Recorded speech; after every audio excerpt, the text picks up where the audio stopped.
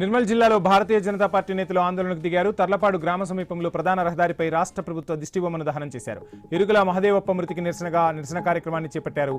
మహదేవప్ప మృతికి కాంగ్రెస్ సర్కార్ బాధ్యత వహించాలని బీజేపీ నిర్మల్ జిల్లా అధ్యక్షుడు రితీష్ రాథోడ్ మండిపడ్డారు.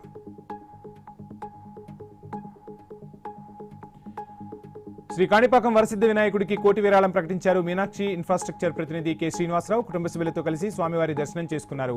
అనంతరం దేవస్థాన ఈవో పెంచల కిషోర్ను కలిసి అంగీకరణ పత్రాన్ని అందజేశారు.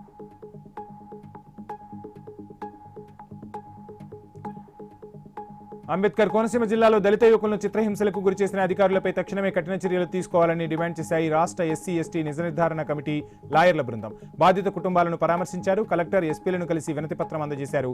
బాధితులకు న్యాయం జరిగే వరకు పోరాటం కొనసాగిస్తామని స్పష్టం చేశారు.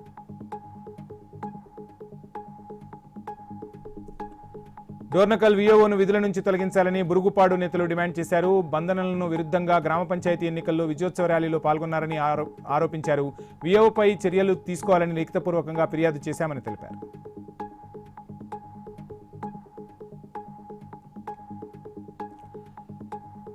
నిర్మల్ జిల్లా ఇక్బలాపూర్ శివార్లో చుక్కల జింకను కారు ఢీకొట్టింది. ప్రమాదంలో జింక మృతి చెందగా కారులో ప్రయాణిస్తున్న ముగ్గురికి తీవ్ర గాయాలయ్యాయి. క్షతగాత్రులను ఆసుపత్రికి తరలించి చికిత్స అందిస్తున్నారు. రోడ్డుకి ఇరువైపులా ఫెన్సింగ్ లేకపోవడం వల్లే మూగజీవాలు చనిపోతున్నాయని జంతు ప్రేమికులు మండిపడుతున్నారు.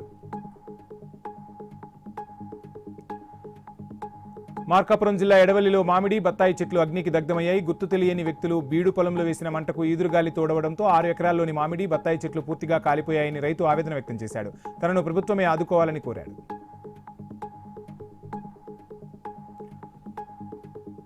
తూర్పుగోదావరి జిల్లాలో వెదురుమూడిలో గుర్తు తెలియని దుండగులు పశువుల పాకకు నిప్పు పెట్టారు. పాకలో చూలుతో ఉన్న జెర్సీ ఆవు సజీవ దహనమైంది. సుమారు 20 ఎరువుల బస్తాలు కాలి బూడిదైపోయాయి. వైసీపీ నాయకులు ఘటనా స్థలాన్ని పరిశీలించి రైతుకు అండగా ఉంటామని భరోసా ఇచ్చారు.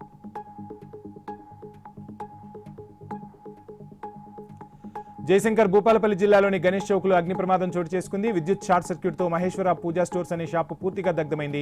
ఫైర్ సిబ్బంది ఘటనా స్థలానికి చేరుకుని మంటలను అదుపు చేశారు. తమను ఆదుకోవాలని బాధితులు ప్రభుత్వాన్ని వేడుకుంటున్నారు. సిద్దిపేట మున్సిపాలిటీకి అండర్ గ్రౌండ్ డ్రైనేజీ నిధుల మంజూరు విషయంలో కవిత వ్యాఖ్యలు అవాస్తవమని ప్రభుత్వ వర్గాలు స్పష్టం చేశాయి. సిద్దిపేటతో పాటు నిజామాబాద్ మున్సిపాలిటీకి కూడా డ్రైనేజీ సేఫ్టేజ్ మేనేజ్మెంట్ కోసం నిధులు కేటాయించారని తెలిపారు.